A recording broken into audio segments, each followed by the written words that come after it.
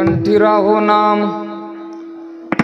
राहो नाम अंगी भरून या प्रेम, ऐसे द्यावे काही दान आलो पतित शरण। संतांची ये पायी ठेवी वेळोवेळा डोई, ऐसे द्यावे काही दान आलो पतित शरण।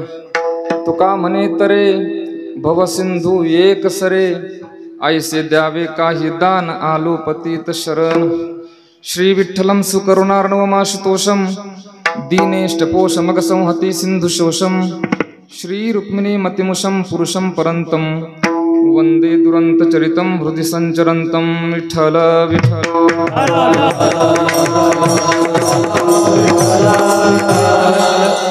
कंठी राहो नाम अंगी भरून या प्रेम, ऐसे द्यावे काही दान आलो पतित शरण।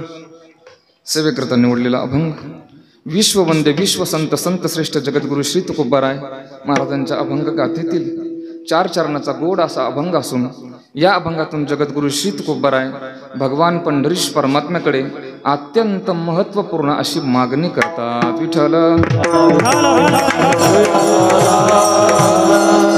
सेवेला सुरुवात करण्यापूर्वी थोडासा परिहार द्यायचा, तो म्हणजे असा, प्रतिवर्षाप्रमाणे संपन्न होत असणारा हा अखंड हरिनाम सप्ताह याही वर्षी मोठ्या उत्साहात, आनंदात, स्वच्छ, शांत, पवित्र, थंड आणि गार दोन्ही वातावरणात हा सोहळा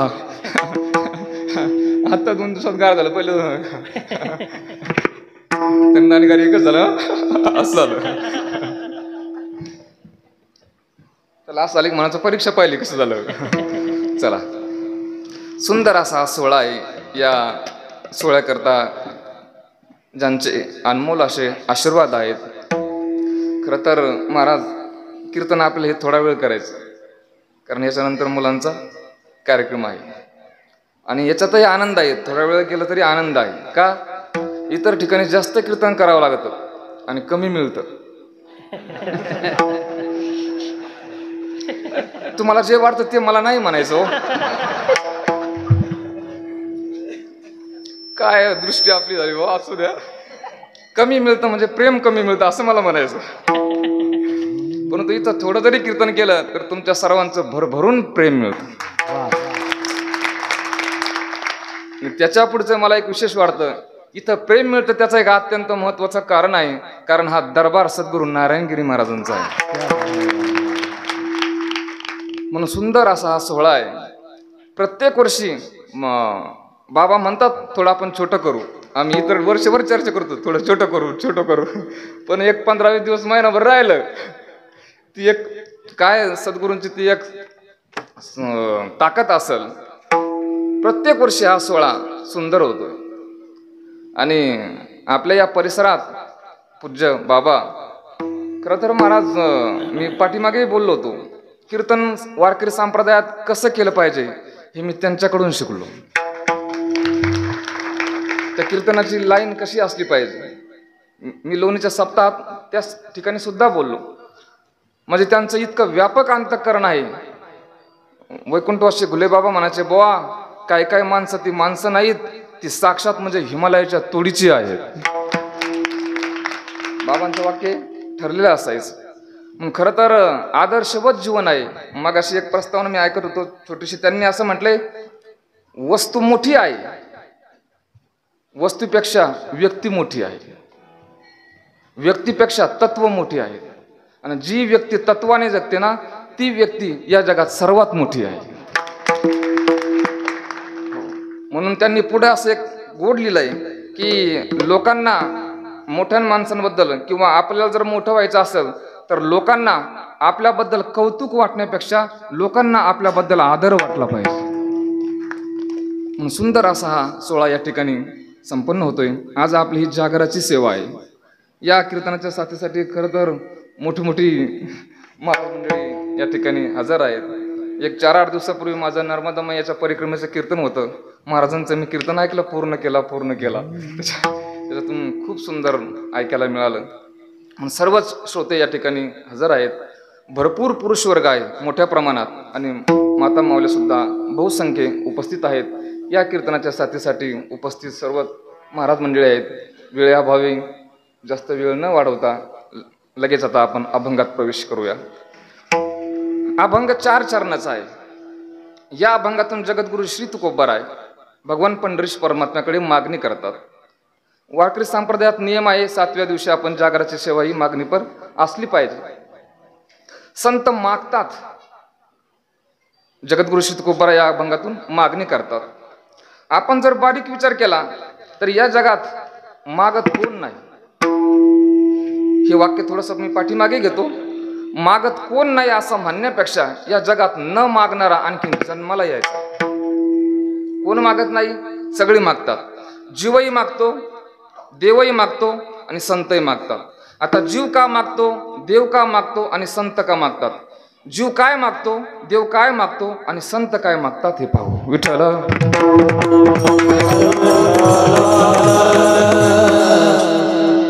जीव का मागतो त्याचं पहिलं कारण आहे अज्ञान आहे म्हणून.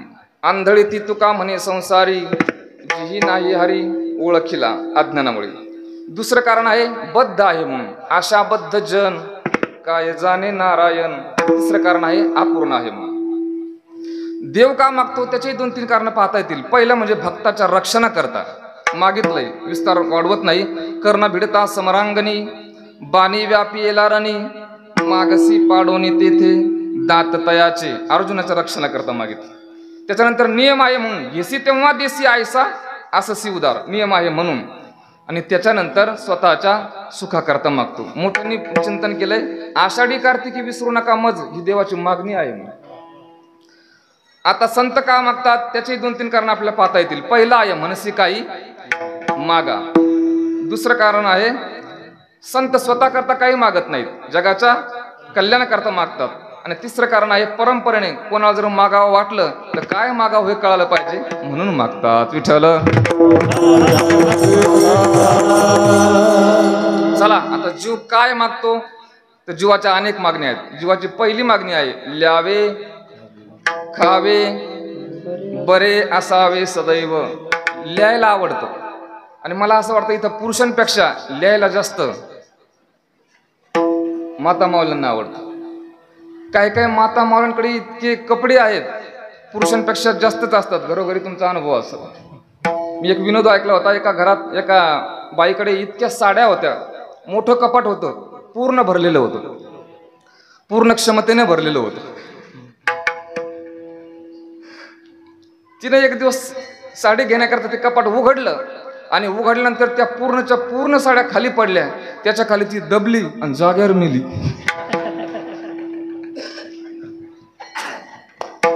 विरोध आहे पण ल्यावे, मी या पदावर बोलतोय ल्यावे. दुसरं पद आहे खावे. आता खाण्याबद्दल या ठिकाणी आपण बऱ्याच वेळा चर्चा केलेली आहे, परंतु खावे माणसाला काय होतं, खायला आवडतं. विठ्ठल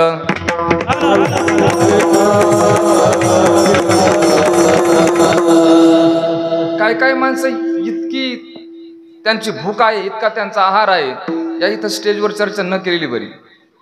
खरं तर आमचे एक मित्र आहेत, गायक आहेत, जालना परिसरात आहेत, गायनाचार्य आहेत, खूप सुंदर गातात. आमचा अतिशय जुना परिचय आहे, 20-25 वर्षापूर्वीचा परिचय आहे. परंतु त्यांचा आहार जर आपण त्यांच्या शेजारी बसलो तर आपण टिकत नाहीत. पंढरपूरला शूटिंग काढलेली आहे, माझ्या शेजारी बसलेले होते जेवायला. आपण श्रीखंड चक्का कसा खातो बोटाने, बरोबर ना? ते त्यांच्या पुढे त्यांना ताटात नव्हता वाढलेला चक्का, ती बकेटच पुढे आणून ठेवली होती आणि ते चक्का खात होते. मी पाहिलं, शूटिंग आहे त्याची, आपण बोटाने खातो, ते असं जेसीबीचं खोरच बुडवतो. बरोबर, बाबांनी ओळखलं. म्हणजे सत्य परिस्थिती आहे. काय काय लोकांचा अतिशय मोठा ल्यावे खावे, त्याच्यानंतर बरं राहायला माणसाला कायम आवडतं. याच्यावर मी विनोद ऐकला होता. 2 माणसं म्हणे प्रवासाला निघाली होती एसटीत. एका माणसाने 2 तिकीट काढले. दुसरा म्हणाला, का हो तुम्ही माझं तिकीट काढलं का?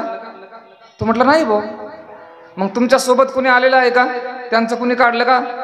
तो म्हटलं नाही, तसं काही नाही. मग 2 तिकीट का काढले? त्यांनी सांगितलं आपला प्रवास मोठा आहे, एखादं जर हरवलं तर दुसरं असलेलं बरं. मी काय बोलतो, त्यांनी विनोद सांगितलं होता बरं. म्हणजे त्यांना वाटतं आपलं कोणी कधी बोलू नये, काय नाही, आपलं जीवन काय जावं, चांगलं जावं. ल्यावे खावे बरे असावे सदैव, ही मागणी जीवाची आहे. विठ्ठल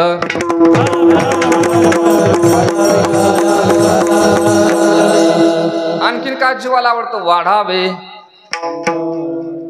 मी मागाशी माझ्यासोबत एक मुंबईचा विद्यार्थी आला, वेदांत. त्याला म्हटलं, वेदांत आपलं सर्च कर बरं, जगात सगळ्यात कोणत्या राष्ट्राचं क्षेत्रफळ मोठं आहे? कोणत्या राष्ट्राचं आहे सगळ्यात मोठं क्षेत्रफळ? रशिया. क्षेत्रफळ सर्वात मोठं आहे. म्हणजे 1,70,98,000 स्क्वेअर किलोमीटर असं त्याचं क्षेत्रफळ आलंय. बरोबर ना? तेवढं क्षेत्रफळ आलंय. आणि त्यांची लोकसंख्या आपण जर विचार केला तर फक्त 14,40,00,000 आहे. आणि आपल्या भारताचं जर क्षेत्रफळ आपण विचार केलं तर फक्त 32,90,000 स्क्वेअर किलोमीटर आहे. आणि आपली लोकसंख्या 100. आज 2025 आम्ही पाहिले त्यांनी 146 दाखवली. म्हणजे आपल्याला काही दिवसांनी, आता तुम्ही मुंबईत जाऊन पहा, एक छोट्या छोट्या खोलीत 10-10 माणसं राहतात. इतकी सध्याला टंचाई आहे तरी तुम्ही म्हणताय वाढावे संतान, ठेवायचं कुठं हे? म्हणजे आपलं क्षेत्रफळ किती, आपली लोकसंख्या किती, म्हणजे जगाचा आपण जर विचार केला तर ही मागणी आपली काय आहे? चुकीची आहे. वाढावे संतान, गृही व्हावे धनधान्य. आपण जर धनाचा विचार केला तर ते आपल्या मनावर नाही. धन किती वाढवायचं आणि कसं वाढवायचं? अन्न मान धन येतो. मी एक सर्वे नेहमी सांगत असतो, या जगातली 8 माणसं एकत्रित आली अमेरिकेत फक्त 100 वर्षापूर्वी 1923 ला, आणि त्यांची संपत्ती मोजली किती होती तर 8 माणसाची संपत्ती अमेरिकेच्या राष्ट्रा एवढी होती. त्याच्यात भारताचा नंबरही नाही. नाव ऐका: Charles Schwab, Howard Hopson, Arthur Cutten, Richard Whitney, Jesse Livermore, Albert Fall, Ivar Kreuger आणि लिओन फ्रेझर. पाठ करायला 2 दिवस गेले माझे. बरं, घेण्या देण्याचे पाठ केले त्याचं काय पुण्य होणार आहे का काय? पण तुमच्यामुळे आता करावे लागले पाठ. काय करतात? हा सर्व मी का सांगतो आपल्याला? ही 8 नावं जगातली मी तुम्हाला सांगितली. परंतु ऐका लोक हो, नंतर 25 वर्षात 1923च्या नंतर अशी परिस्थिती तयार झाली. कशी? त्या जगातल्या ज्या 8 माणसं होते ना, त्याच्यातल्या 3 माणसांनी आत्महत्या केली. एका माणसाला वेड लागलं, 2 माणसं तुरुंगात गेली आणि 2 माणसं रस्त्यावरती भिकारी होऊन मरण पावली. कुणाचं सांगतोय मी? जर काय एकदा नशीब फिरलं ना बुवा, मग तुम्ही किती ताकद लावा, काही होणार नाही. म्हणून ही सुद्धा आपली मागणी कशी आहे? चुकीची आहे. विठ्ठल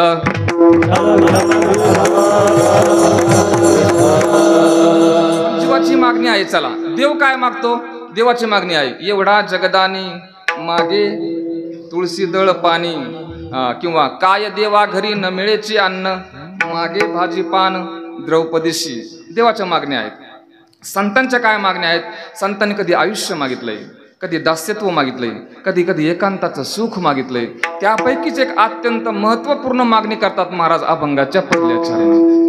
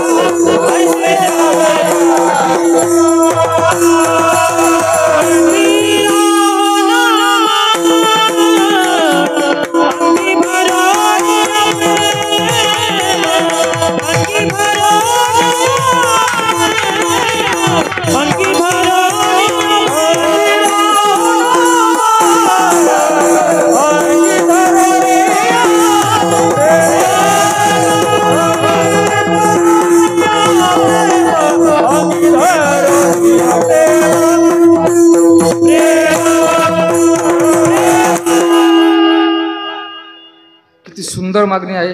मागणी महाराज म्हणतात, कंठी राहो म्हटल्या येऊ नये. कारण येणं कदाचित सोपं आहे, तेही सोपं नाही, त्याला पुण्य लागतं.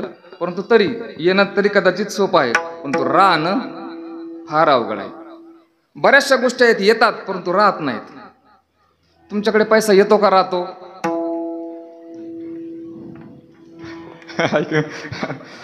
काय काय लोकांकडे येतोय आणि व क्वचित आहेत, परंतु आम्हाला तर शक्यतो असेच भेटतात. महाराज भरपूर येतो पण राहतच नाही हो. आमचाही नंबर त्याच्यातच आहे. येतं परंतु राहत नाही. मला एका माणसाने 2-3 दिवसापूर्वी नांदगावला एक घडी दिली हातातली. तिची किंमत होती 5,000 रुपये. मला वाटलं साधी आहे, काय करून मी देऊन टाकली दुसऱ्याला. इकडून घेतली दुसऱ्याला देऊन टाकली. नंतर त्यांचा फोन आला, म्हटले बाबा घडी घाला जा. म्हटलं काय झालं? ती 5,000 रुपयाची आहे. म्हणलं ती आता त्यांना नाही म्हणलं, पण म्हणलं गेली घडी आता ती. तुकोबरा म्हणतात, कठीण योगाहुनी क्षेम. मान सन्मान कीर्ती हे येत आहे आपल्याला, परंतु राहत नाही. कोण मोठ्या मोठ्या गोष्टी अशा आहेत, चांगल्या चांगल्या गोष्टी येणं तर ठीकच आहे, चांगली गोष्ट आहे, परंतु येण्यापेक्षाही राहणं अतिशय उत्तम आहे. एका गावी कीर्तन केलं, एक माणूस भेटला, म्हटलं बाबा कीर्तन छान केलं. म्हटलं बर. मी त्यांना म्हटलं, एक शेजारी पोरगा असा छोटासा टाळ वाजत होता. म्हटलं हा मुलगा कोणाचा आहे? तो म्हटलं बाबा माझाच आहे ना. म्हटलं एक काम करा ना, त्याला आळंदीला पंढरीला नेवासा क्षेत्रात कुठेतरी त्याला नेऊन सोडा ना, चांगला होईल हो, चांगला तयार होईल. त्या माणसाने दिलेलं उत्तर इथं योग्य आहे. तो म्हटला बाबा अहो त्याला नेऊन टाकलं होतं ना. म्हटलं मग ते राहिलं नाही ना. म्हणजे नेऊन टाकणं सोपं आहे का राहणं सोपं आहे? टाकणं सोपं आहे का राहणं? टाकणं सोपं आहे, राहणं. आता तेच विचारतो, नेऊन टाकणं अवघड आहे का राहणं अवघड आहे? म्हणून महाराज म्हणतात, कंठी राहो नाम विठ्ठल.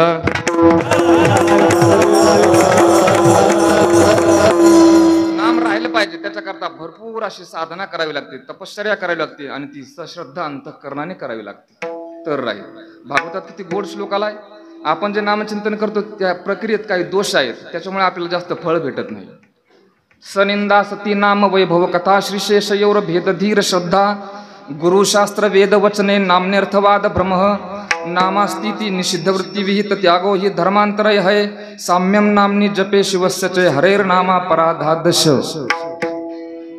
10 दोष आहेत, त्याच्यातला विश्वास हा एक दोष आहे.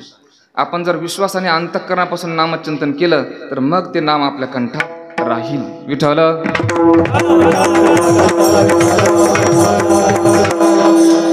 याच्यात नामाविषयी सुद्धा आपला काय असला पाहिजे? विश्वास अत्यंत महत्वाचा आहे.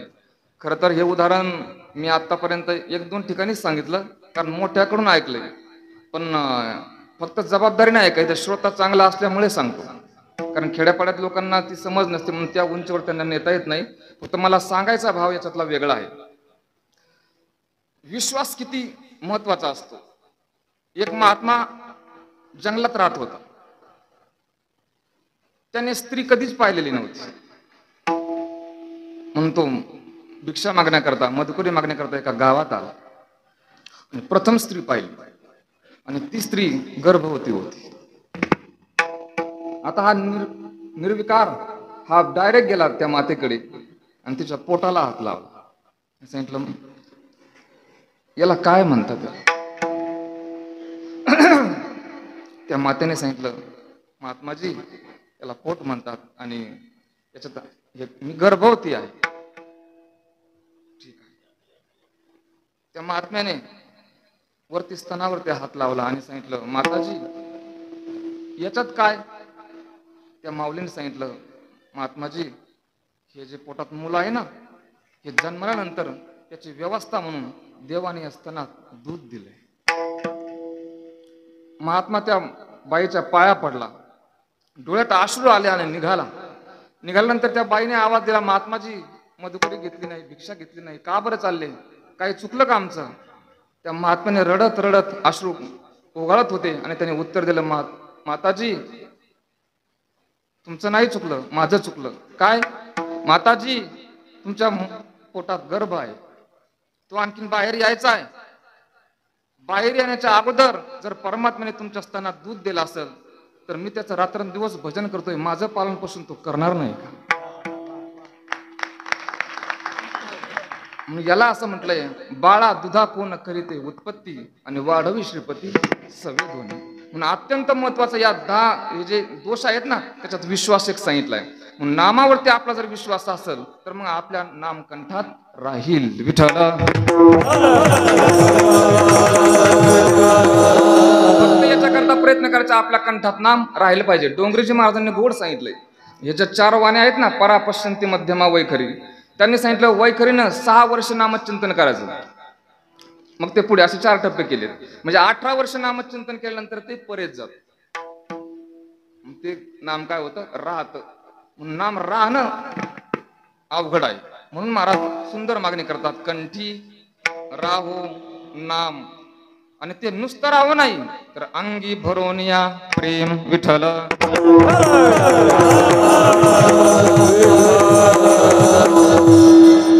प्रेमयुक्त अंतःकरणाने आपल्या कंठात ते नाम काय झालं पाहिजे? राहिलं पाहिजे. कारण प्रत्येक गोष्टीत आपल्या अंतःकरणात प्रेम महत्वाचं आहे. असं म्हटलंय,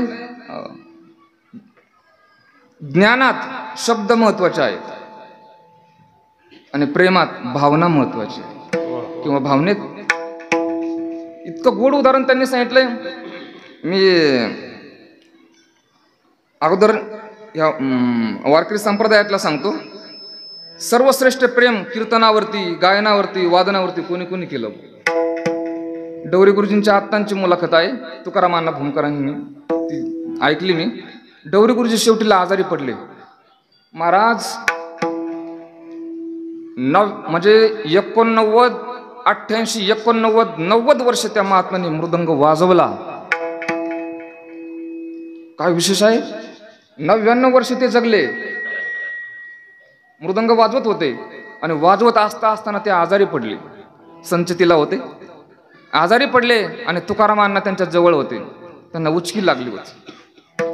अण्णा म्हणाले, गुरुजी 4 दिवस झाले उचकी राहत नाही, इतक्या मोठ्या हॉस्पिटलला आपण ऍडमिट आहोत तरी सुद्धा राहत नाही, कसं होईल हो? गुरुजी म्हणाले, तुकारामा आता मला असं वाटतं याच्यातून मी वाचणार नाही. 99 वर्ष वाचणार नाही असं मला जाणवतंय. परंतु तुकारामा एक लक्षात ठेव. काय तुकारामा? या आजारात मी जरी मेलो ना, त्या मृदंगासाठी मी पुन्हा जन्माला येईन.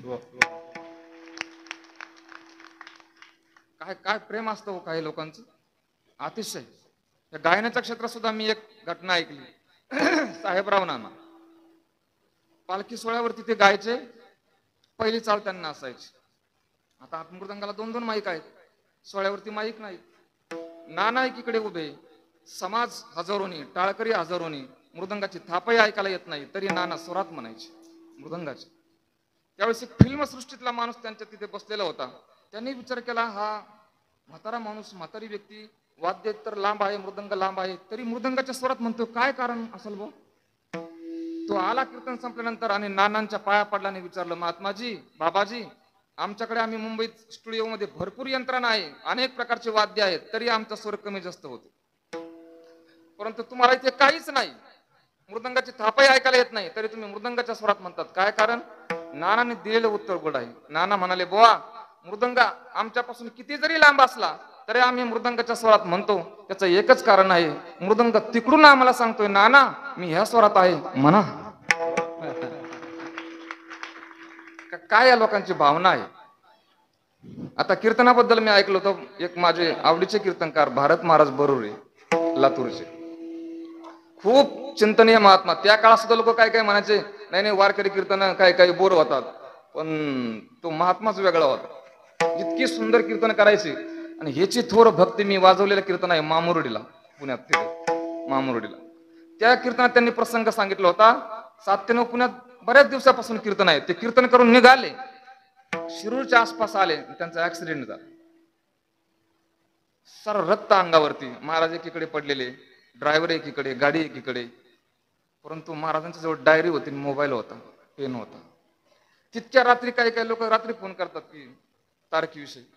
तितक्या रात्री एका माणसाने फोन केला आणि सांगितलं, भारत महाराज बोलताय? म्हटले हो. महाराज, आमच्या गावी सप्ताह आयो, एक तारीख तुमची हवी आहे, तुमची तारीख पाहिजे एक. त्या इतक्या बेकार अवस्थेत, रक्ताच्या थारोळ्यात ते पडलेले होते, त्या अवस्थेत महाराजांनी ती डायरी उघडली, मोबाईलने ते बरोबर ती तारीख लिहून घेतली आणि शेवटी महाराज म्हणाले की जी तारीख मी लिहिली ना, ती दक्षिण करता नाही, हे माझं कीर्तनावरचं प्रेम आहे. ज्यावेळेस आपल्या साधनेवरती आपण एवढं प्रेम करू ना, त्यावेळेस बास ती साधना आपला 10-5 वर्षात मोकळं करते. मोकळं करते म्हणजे आपण ती जरी नाही केली तरी आपण मस्त सुखी समाधानी जगतो. असे कितीतरी माणसं साध्याला आहेत, त्यांनी एक विषय सोडलेत, गाणं वाजवणं कीर्तन सोडलेत, तरी पण समाधानी आहेत. याचं कारण त्या विषयावरती त्यांचं काय आहे? प्रेम आहे. विठ्ठल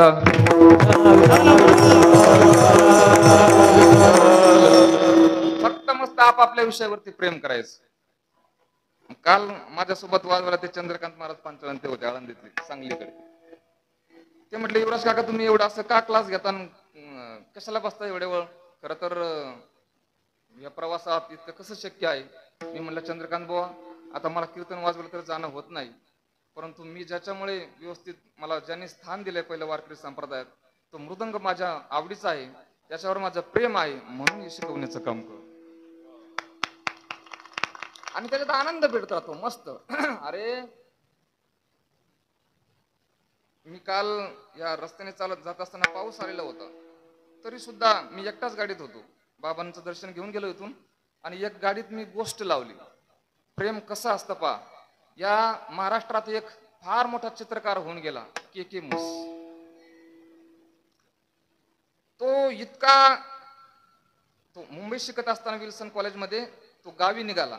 काही दिवस झाल्यानंतर आई गावी होती, त्यामुळे तो निघाला आईची सेवा करून. तर त्याची प्रेयसी त्याला व्हीटी स्टेशनवरती निरोप द्यायला आली आणि तिने त्यांचा हात हातात घेतला आणि सांगितलं, मी उद्याच्या गाडीनं पंजाब मेलने बरोबर 40 गावला येईल. त्यांचं मूळ गाव 40 गावला बरोबर मी उद्याच्या गाडीने येईल. रात्री 12-12:30 गाडी येते ती, बरोबर येईल मी, आपण सोबत जेवण करू. इतका श्रद्धावान, इतकं प्रेम होतं त्याचं त्या प्रेयसीवरती. हा के मुसा आला. दुसऱ्या दिवशी रात्री त्याने 12-12:30 पुष्पगुच्छ घेतलं, एका हातात जेवणाचा डब्बा घेतला, स्टेशनवरती गेला. गाडी आल्यानंतर प्रत्येक डब्याकडे पाहत होता आशेने, कोणत्या तरी डब्यातून माझी प्रेयसी खाली येईल आणि आपण सोबत जेवण करू. पूर्ण रेल्वे चेक केली, एकाही डब्यातून ती स्त्री उतरली नाही. दुसऱ्या दिवशी पुन्हा रात्री उठला, पुन्हा तोच, एका हातात पुष्पगुच्छ, एका हातात जेवणाचा डब्बा, स्टेशनवरती जायचा आणि वेड्यासारखं त्या प्रेयसीची वाट पाहायचा. त्याने ते 1 वर्षभर केलं असेल. नंतर त्यांची आई वारली आणि स्वयंपाक करायची जबाबदारी त्यांच्यावरती आली. स्वयंपाक ते स्वतः करायचे, परंतु एकट्याचं नव्हते करत हो. 2 ताट करायचे, तिचंही ताट एक वाढून ठेवायचे. नंतर त्यांच्या जीवनात इतकी वाईट परिस्थिती आली, ते पुष्पगुच्छ होते ना त्यांच्या घराजवळ लावलेले, ते संपले.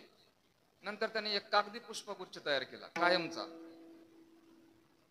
तरी ती बाई, आणि त्याला जगातले 300 पारितोषिक आहेत, त्या के मुसला जगातले 300 आहेत. ती बाई येत नाही. तो रोज रात्री काय करायचा, 10-10:30 वाजता घरातली पूर्ण लाइटिंग लावायचा, पूर्ण प्रकाश करायचा आणि त्या ट्रेनकडे पाहायचा, येईल प्रेयसी माझी, येईल. ती नाही आली ना, ती गाडी गेल्यानंतर जेवणाच्या ताटाकडे जायचा, एक अश्रू डोळ्यातून खाली यायचा आणि नंतर जेवण करायचं. असं त्याने किती दिवस वाट पाहिली? तुम्ही नेटवरती चेक करा, सलग 50 वर्ष वाट पाहिली.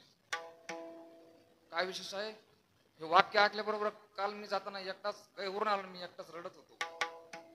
50 वर्ष हा माणूस फक्त 3 ते 4 वेळेला घराच्या बाहेर निघाला. 50 वर्षात त्याने काय केलं? त्याने, ती प्रेयसी येत नाही, तिचं पत्र आल्यानंतर त्यांनी स्वतःला कैद करून घेतलं, त्यांना आत्मकैद म्हटलं. आणि जी घरात कोंडून घेतलं, तर 50 वर्ष तो माणूस फक्त जास्त अतिटोकाचा प्रसंग आल्यामुळे 2-3 वेळा फक्त बाहेर निघाला म्हणतात, नाहीतर त्या बंगल्यातच राहिला आणि शेवटी त्याच्यातच तो मेला. मला मुद्दा याचा पुढचा आहे, प्रेम केलं पाहिजे, मग याला खरं प्रेम म्हणतात. नाहीतर आपण पाहतो काय काय माणसं 4-8 दिवस जरी पत्नी आली नाही तर काय काय बोलतात, काय काय भांडण करतात, घटस्फोटाच्या तयारीत असतात, एवढे तर मतलबी काही लोक आहेत. प्रेम त्याला नाही म्हणत. जर आपल्या अंतःकरणापासून एखाद्या गोष्टीवर, एखाद्या व्यक्तीवर प्रेम असेल, तर प्रेम ज्या व्यक्तीवर असतं त्याचं सगळं आपल्याला बरोबर वाटतं. आता आम्हाला अनुभव येतो, ज्या लोकांचं आमच्यावरती प्रेम आहे, एका वेळेस कीर्तन आम्ही कधी कधी शांत करतो. लोक म्हणतात काय शांत आणि काय सुंदर कीर्तन झालं बुवा. जर एखाद्या वेळेस विनोद झाले, आज काय लयच भारी कीर्तन केलं बुवा, त्यांचं प्रेम आहे आपल्यावर. आणि जे काही विदूषक आहेत आमच्या विषयी थोडक्यात, कसंही करा, शांत केलं ना, लय गार झालं बघ, विनोद करत, ही काय पद्धती का आपली संस्थेची म्हणतात काय. असे 2-4 अनुभव आहेत. म्हणून मी का बोलतो हे सर्व, आपल्या अंतःकरणात परमार्थ करताना फक्त एवढी गोष्ट लक्षात ठेवा, परमार्थ करत असताना तो अंतःकरणापासून प्रेमाने करा, आपल्या कंठात नाम राहील. म्हणून कंठी राहो नाम आणि अंगी भरून या प्रेम. विठ्ठल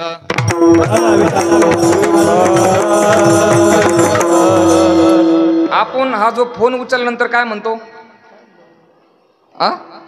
हॅलो म्हणतो. याचा ना आपला काय संबंध आहे बरं? हे कसं आहे माहितीये का, ही एक प्रेमाची कथा आहे. ज्याने फोनचा शोध लावला त्याचं नाव आहे ग्राहम बेल, आणि त्याची प्रेयसी होती मार्गरेट हॅलो. म्हणून त्याने तिला पहिला फोन लावला की तो तिला म्हणायचा हॅलो. तुमचा ना हॅलो, तर आपला संबंध काय आपला? काही संबंध नाही ना आपला. परंतु जाऊ द्या, मी याच्या करता सांगितलं की आपण हॅलो म्हणतो, हे सुद्धा एक प्रेमाचंच प्रतीक आहे. विठ्ठल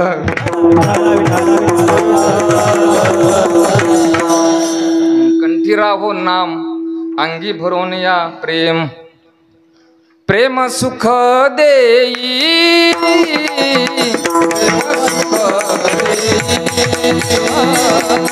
प्रेम सुख देई, प्रेम सुख देई,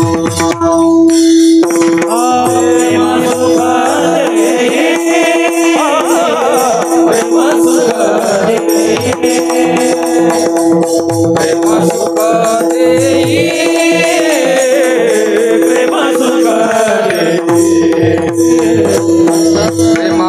नाही समाधान, प्रेमाविन नाही समाधान, प्रेमाविन नाही समाधान, प्रेमाविन नाही समाधान. प्रेम सुख देई, प्रेम सुख देई, प्रेम सुख देई, प्रेम सुख देई.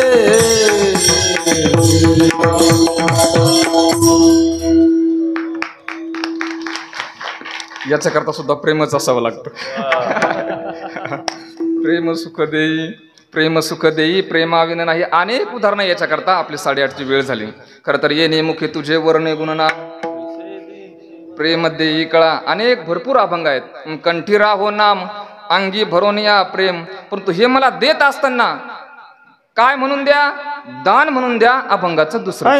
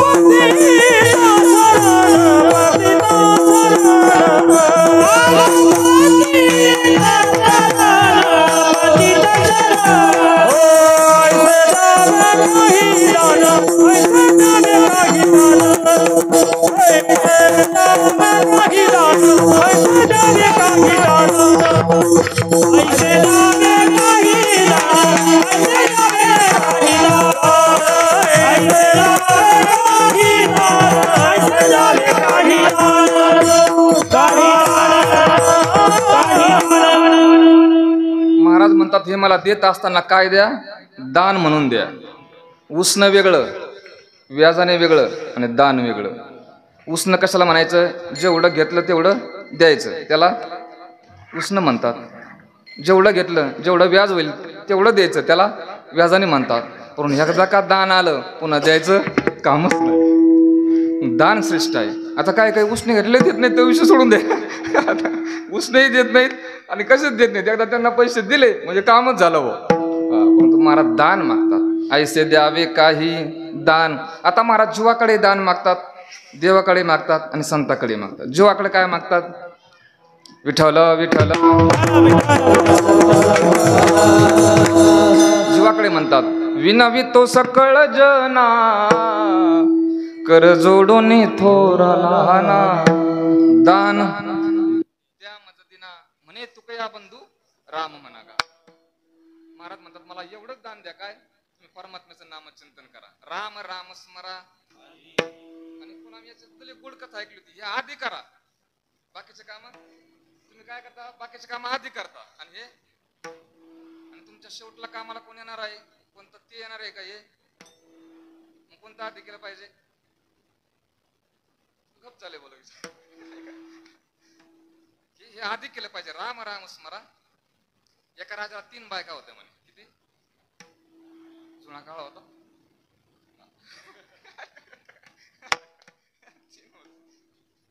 एक होती आवडती, दुसरी होती अति आवडती आणि तिसरी होती नावडती. डायरेक्ट नावडती. आता 3 करा लागेल ना आपल्याला. आवडती, अति आवडती, नावडती. तर राजाचा अंतकाळ जवळ आला, तो म्हणला आता मी मरणार आहे. त्या बायकांना जवळ बोलावून घेतलं आणि सांगितलं, अगं मी आता मरणार आहे काही दिवसात, माझ्यासोबत कोण येईल ग? पहिली होती ना आवडती, ती म्हणाले मी येईल परंतु स्मशानभूमीपर्यंत, पुढं नाही. दुसरीला विचारलं का ग तू ग? ती थोडी चॅप्टर होती. ती म्हटली मी तुमची मरायचीच वाट पाहते, तुम्ही मेला बरोबर मी दुसरा नवरा करणार आहे. शेवटला असा आताच नका. आणि तिसरीला विचारलं का ग नावडती तू येणार आहे का? ती म्हटली एका कोपऱ्यात उभी होती नावडती. तिने सांगितलं मी नुसतं येणार नाही, 7 जन्म तुमच्या सोबत येणार. आता ऐका या बायका कोण होती. पहिली होती आवडती, ती म्हणजे हा समाज. तो कुठपर्यंत येणार आहे? स्मशानभूमीपर्यंत. दुसरी होती अति आवडती, ते म्हणजे तो कुठपर्यंत येणार आहे? तो येणार नाही, मेल्याबरोबर दुसऱ्याचं नाव लागणार, म्हणजे मेल्याबरोबर दुसरा. आणि तिसरी होती नावडती, ती म्हणजे ही भक्ती आहे. म्हणून करा हरी भक्ती परलोकी ये कामा, सोडविले यमापासून. हे आधी करा, कमीत कमी ज्यांनी टाळायला त्यांनी तरी आधी करा. आधी करा. म्हणून महाराज जीवाकडे हे दान मागतात, राम राम स्मरादी, हे दान आहे. महाराज संतांकडे काय दान मागतात? संतांकडे दान मागितले महाराजांनी, कृपाळू सज्जन तुम्ही संत जन, एवढे कृपादान तुमचे मज, आठवण तुम्ही द्यावी पांडुरंगा, आणि किंवा माझे सांगा काकुळ.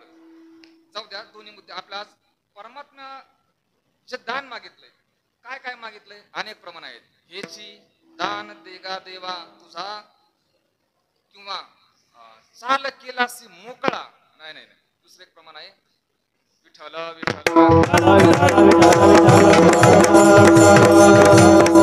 करुणी उचित प्रेम घाली हृदयात आलो दान मागायास. ठाकलोसे द्वारी उभा याचक भिकारी, मज भिक काही देवा प्रेम भातुके पाठवा. अनेक अभंगात महाराजांनी काय मागितलंय? दान मागितलंय. जो हा लावण्य पुतळा नाही, ते दुसरे येत आहे. चला दान मागितलं, अनेक प्रमाण आहेत, कारण देणारा सुद्धा काय आहे? परमात्माच आहे. जेने हा जीव दिला दान. दानाचे अनेक प्रमाण आहेत. परमात्म्याकडे महाराज दान मागतात. ऐसे द्यावे काही दान विठ्ठल.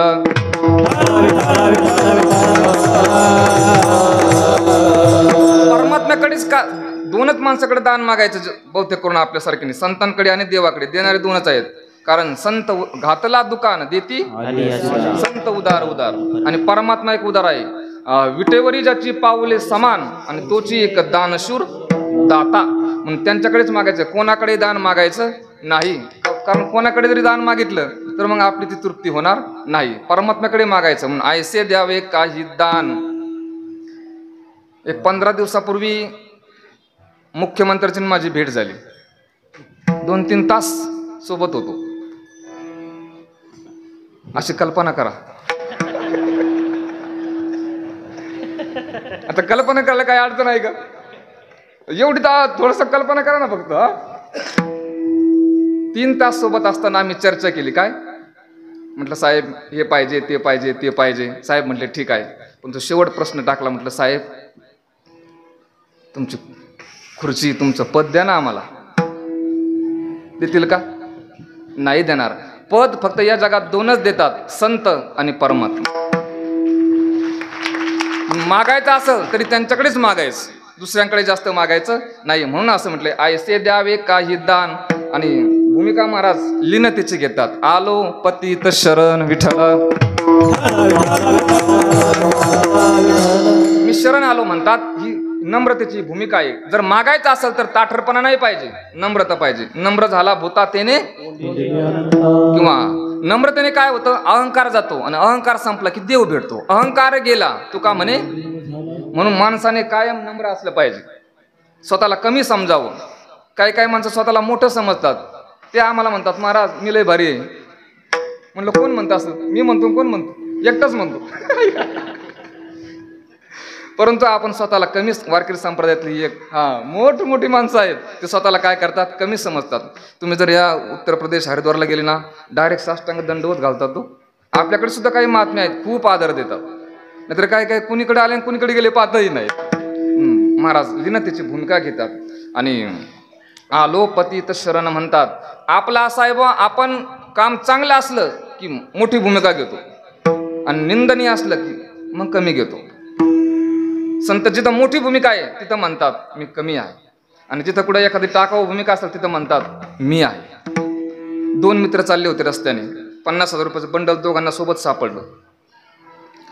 एक चॅप्टर होता आणि दुसरा थोडा प्रामाणिक होता. चॅप्टरला ते पैसे सापडले. त्याने असे दोघांनी सोबत पाहिले, पण ते चॅप्टर पळत गेला आणि त्याने घेतले. दुसरा म्हटला, अरे आपण दोघांनी सोबत पाहिले ना, 25 दे ना मला. तो म्हटला, नाही जरी सोबत पाहिले असले तरी घेतले कोणी. तो म्हटला, नको देऊ बा, जाऊ दे. 1-1.5 किलोमीटर चालत गेले, आणि तिकडून ज्याचे पैसे पडलेले होते ना, तो 2 पोलिसांना घेऊन येत होता.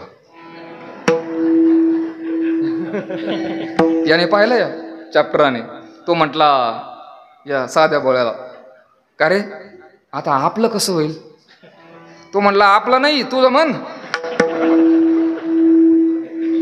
पैसे सापडले तेव्हा देणार नाही म्हटला, मी पाहिले म्हटला. म्हणजे तिथं कशी भूमिका घेतली. आता थोडी कनिष्ठ आली म्हणून तो रे आपलं कसं होईल, म्हणजे हे आपलं आहे. संतांचं तसं नाही. कायम संत कमी लेखतात स्वतःला. हे श्रेष्ठ. परंतु हो, म्हणून ऐसे द्यावे काही दान. आलो पतित शरण विठ्ठल.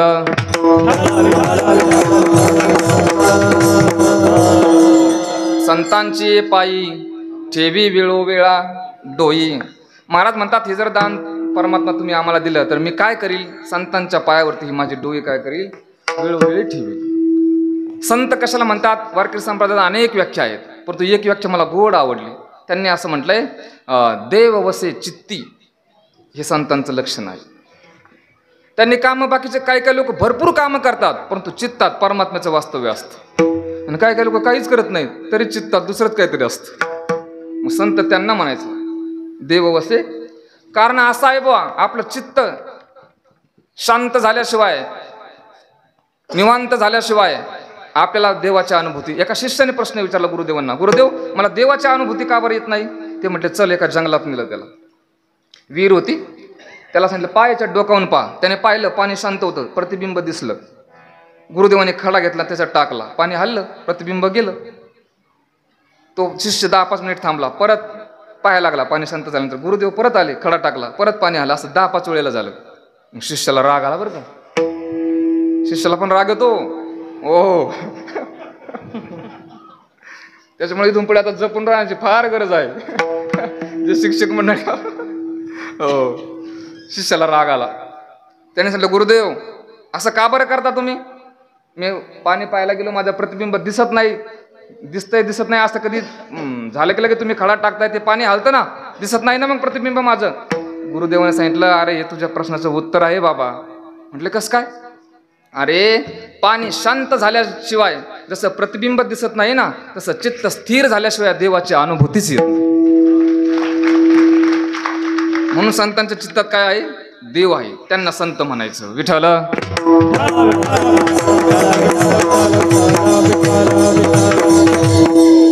म्हणून अशा संतांच्या पायावर मी काय करेल? माझे ही डोई ठेवली, हे मस्तक ठेवली. संतांची ये पायी ठेवी वेळोवेळा डोई. आणि काय काय गोष्टी वेळोवेळी करायच्या असतात. विठ्ठल विठ्ठल म्हणा वेळोवेळा. आता ते प्रमाण आहे. चाल केलासी मोकळा आणि बोल विठ्ठल वेळोवेळा. आता ते जो हा लावण्य पुतळा जयाच्या अंगी सकळ कळा. पुढे ते शेवट आहे. जयाच्या अंगी जो हा लावण्य पुतळा जयाच्या अंगी सकळ कळा. जयाचे गळा वैजयंती माळा तया वेळोवेळा दंड. वेळोवेळी काय काही गोष्टी करायच्या. म्हणून गरुडाचे पायी ठेवी वेळोवेळा डोई. म्हणून महाराज म्हणतात, संतांची ये पायी ठेवी वेळोवेळा डोई. विठ्ठल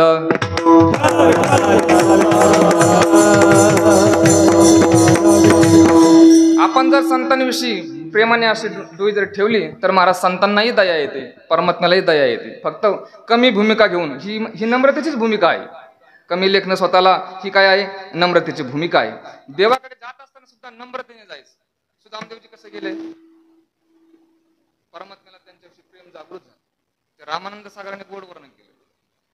देखत सुदामजी की दीन दशा करुणा करके करुणा निधि रोए. पानी परात को हाथ छुयो नहीं नैनन के जल से बंद. हा, म्हणून हे खरं लक्षण आहे. मस्त. आणि संतांचे काही बाह्य रंग लक्षण आहेत, काही अंतरंग आहेत. अंतरंग लक्षण आपण संतांकडे गेलं पाहिजे. हे जे अंतरंगी जे महात्मे असतात त्यांच्या डोळ्यावरती काय करायचे? ठीक आहे, आपण आता जास्त बाह्य रंगावर जातो. एक मी गाडीत चालता चालता ते एक गीत ऐकलं. लोक आता सगळं बाह्य रंगावर करतात. हे मुलं मुली पाहायला जातात, ते बाह्य रंगाने पाहतात का अंतरंगाने? बाह्य रंगाने. त्यांनी असं म्हटलंय, जो तो मुलगा म्हणतोय मजला चालणे म्हणतो. आपण काय करतो? त्याने असं सांगितलंय, आता तुम्हीच सांगा पाहुणं. काय त्याच्या लक्षात आलंय? काल एक पाहुणा आला, पोर दाविली पोराला, गुण तिचे वर्णिले त्याला, तो चौघा समोर म्हणाला. काय? गुणानं पोरगी असो कशीही, रंगाने पाहिजे गोरी. आता तुम्हीच सांगा पाहुणं, कुठं जातील काळ्या पोरी. म्हणजे आपण जास्त काय करतो? हे बाह्य रंगावरती जातो. असं नका करू. आपण जर अंतरंगाने संत महात्म्याकडे गेलो तर आपल्याला काय होईल? समाधान भेटल. आपली डोई अशा महात्म्यांच्या चरणावरती ठेवा. संतांची पायी ठेवी वेळोवेळा डोई. ऐसे द्यावे काही दान आलो पतीत शरण विठोबा.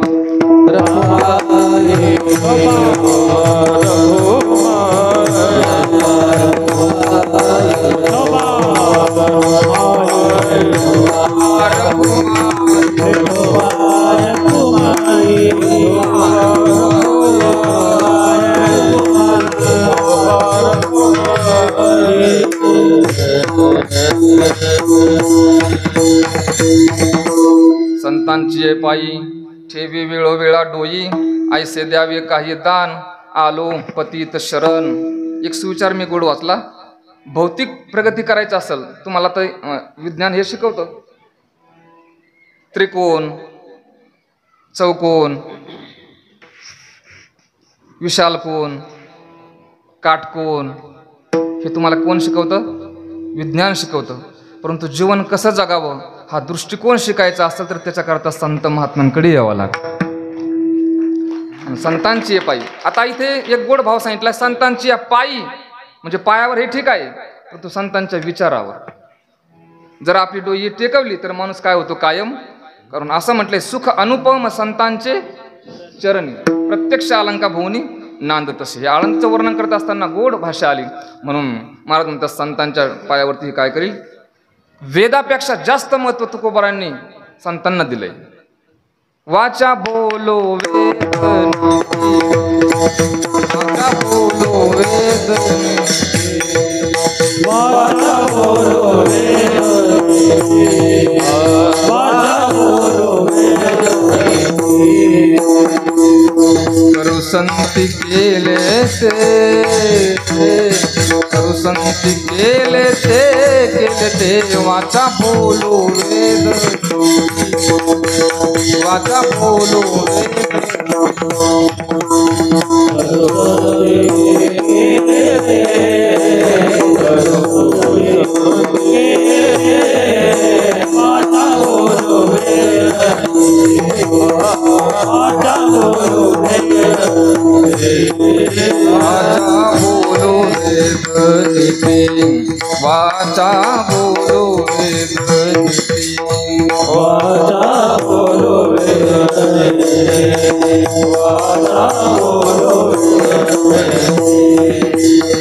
करू संती केले ते करू संती केले ते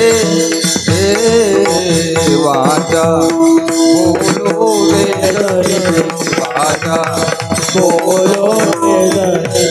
वाचा बोलो वेद नीती वाचा बोलो वेद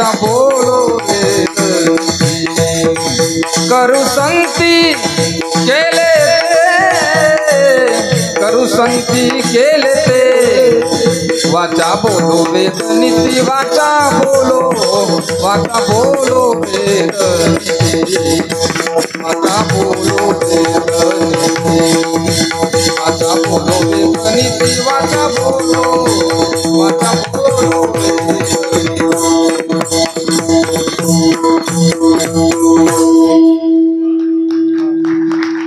संत महात्म्यांचं. चला ऐकायचं.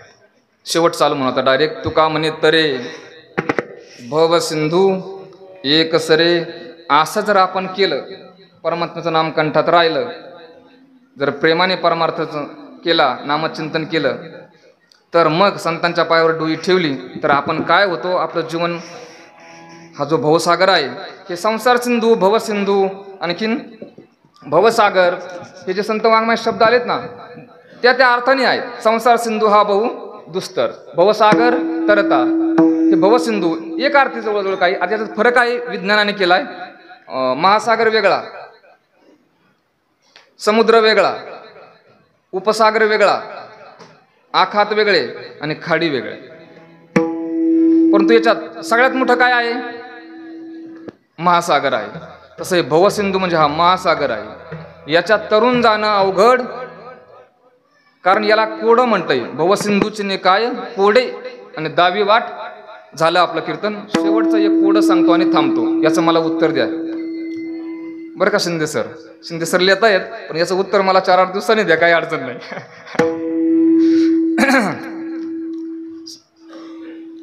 ही जी छोटे छोटे कोड आहेत ना, हे सुटतात का पहा. आणि हे तर सगळ्यात मोठं आहे. 3 साधू होते, त्यांना पायातली चप्पल घ्यायची होती. दुकानात गेले. मालक नव्हता, नोकर होता. एक जोड घेतला 25 रुपयाला. तिन्हीचे किती झाले? 75. निघाले तेवढ्यात मालक आला. म्हटलं काय घेतलं महाराजांनी? म्हणले पायातली चप्पल घेतली. बरं. केवढ्याला दिली? म्हणले 25 रुपयाला एक जोड दिला. योग्य किंमत लावली. पण एक काम कर, चांगली माणसं आहेत, संत महात्मे आहेत, 5 रुपये त्यांना वापस देऊन टाक. त्यांनी 5 रुपये दिले आणि नोकर घेऊन निघाला. पण नोकर थोडा चॅप्टर होता. चॅप्टर म्हणजे हुशार. हुशार म्हणजे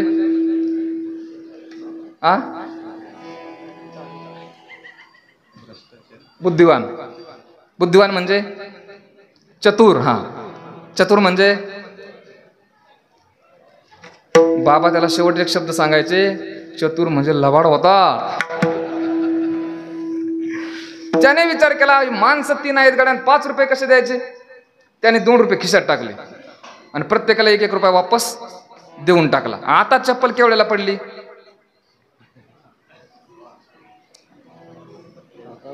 24 रुपयाला. बरोबर. 24 त्रिक किती? 72. बरोबर.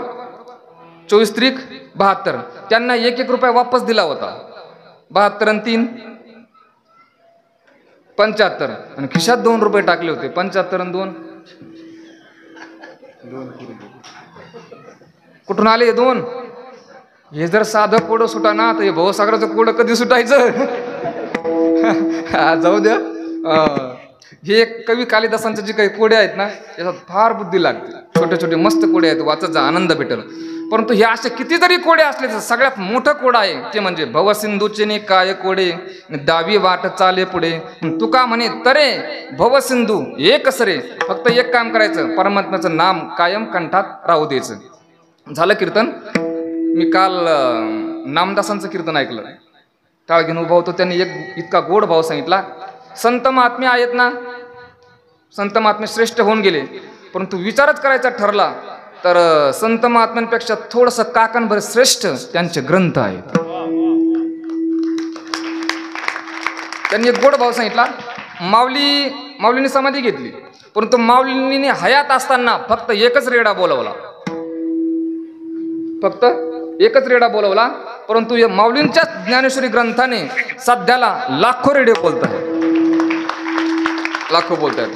म्हणून त्यांनी सांगितलंय संत जे आहेत त्यांनाच वाङ्मयीन मूर्ती म्हटले संतांना. म्हणून संतांपेक्षा जसे ग्रंथ काकणभर थोडीशी श्रेष्ठ आहेत ना, तसे परमात्म्यापेक्षा परमात्म्याचं नाम काकणभर श्रेष्ठ. म्हणून त्या परमात्म्याचं नाम जर आपण कंठात ठेवलं तर मग कंठी राहो नाम, अंगी भरून या प्रेम, ऐसे द्यावे काही दान, आलो पतित शरण, संतांची पायी ठेवी विळोविळा डोई. आणि हे सगळं जर घडलं तर तुका म्हणे तरे आणि भवसिंधू एक सरे. ज्ञानेश्वर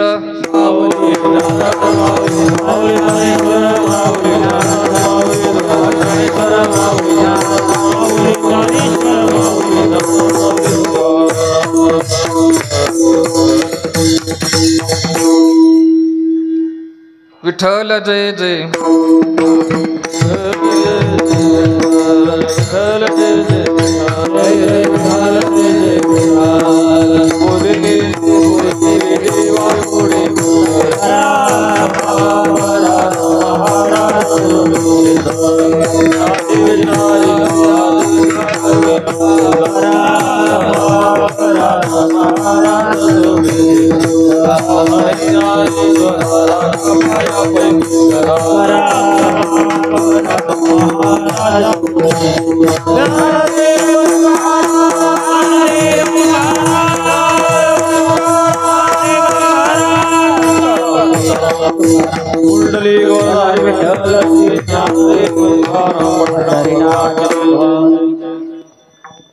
आपल्या